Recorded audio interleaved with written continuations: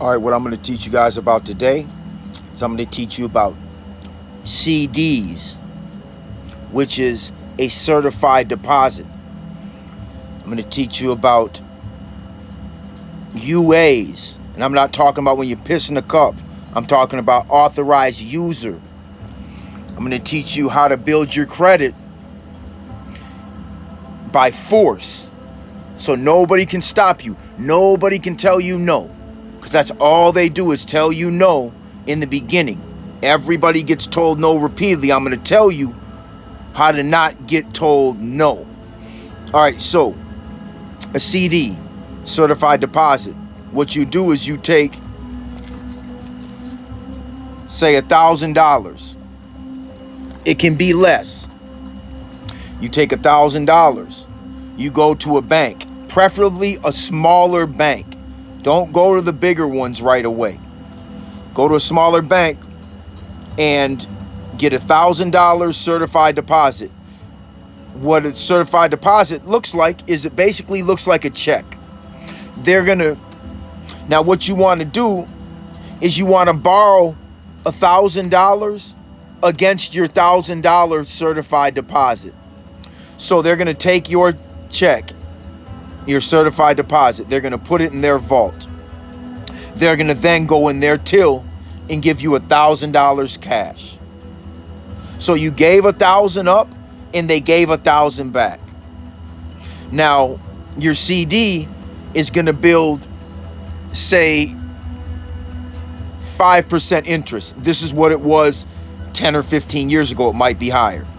Now the rate on your $1,000 loan that you're taking out is going to be about 5% too.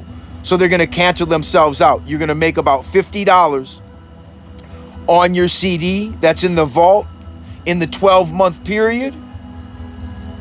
And then you're going to pay $50 on the $1,000 they borrow you. Now, you just seems like some pointless shit, like you're chasing your tail, basically. Look, this is how it works. In credit is not made for you to understand it. It don't matter. It's not. If everybody understood credit, everybody would be balling out of control, and there really wouldn't be too many broke people, aside from people who just kind of choose to be broke. So now you want to make every single payment on your loan on time, not a dollar short and not a dollar more and not a day late and not a day early for 12 months. Then you're going to have paid back $1,000 plus 50. You're going to have paid back $1,050. They're going to release your CD and that's going to be $1,050. So understand this. This is the trick that makes it so you don't need somebody to tell you yes. You force your way into it. Now there's a self app where they'll put the money up for you. They'll put up like $500 for you. They're not going to let you touch that money, but they'll put up $500 of their money in a CD, and then you make 12 payments for like $48, and then you get that $560 back, and it all registers as it all registers as a paid loan, and they come back as now you have a history of payments. What credit card companies are really looking for. Your credit score being 800 doesn't mean shit, because it could be dormant. What credit card companies really want to know is who else trusts you. Who else trusted you? Who else did business with you? It's kind of like the streets in a way, and I'll get into that later. But these credit card companies want to know who else gave you credit. Once they see somebody else gave you credit, then they want to give you credit. Once you build a good rapport with them, then somebody else jumps in, or 3 other people jump in, and now they want to give you credit. Now, when you build a good rapport with all them, 8 other ones jump in. Now they all want to give you credit. I had 17 trade lines. Okay? So I'm going to explain to you guys what they want to. A trade line is a loan. It is a credit card. It is anything that you're basically paying on a consistent basis, and you're paying interest. We're not talking about your cell phone bill necessarily. We're not talking about your electric bill. We're not talking about your hospital bills. We're not talking about your water bill. None of that shit's going to help you build your credit, but don't pay it and it's going to fuck your credit up. Those are not trade lines. Trade lines, like I said, it'd be a house payment, mortgage, car payment. What else would be a trade line? Credit card. There's other examples of that.